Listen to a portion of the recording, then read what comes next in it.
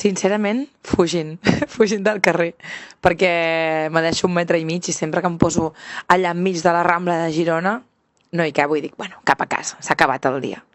Sincerament us diria les dues. Jo sempre solo regalar roses a les meves amigues i a la meva mare i em compro algun llibre per mi, la veritat. 100% en el punt de la meva vida us diria que sóc més de drac.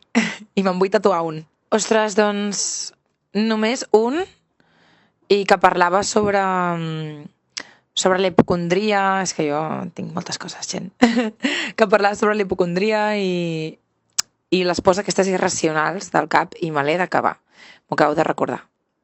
Doncs us recomanaria un llibre de Borja Vilaseca que es diu Las casualidades no existen. Bueno, jo tinc un crush de tota la vida que viu a Madrid. No sé si ella entendrien el concepte de Sant Jordi, jo crec que sí que saben qui és. Sí que li regalaria a ell un llibre de com perder el miedo.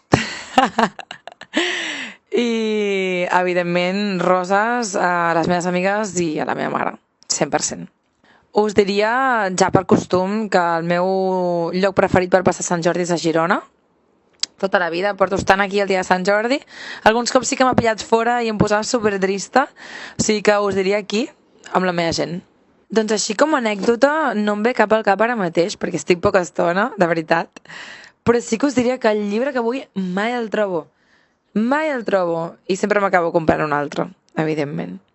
Tot i que he de dir que jo vaig amb el Kindle, No soc gaire de tenir llibres físics a casa perquè no sé on posar-los, és que no tinc lloc.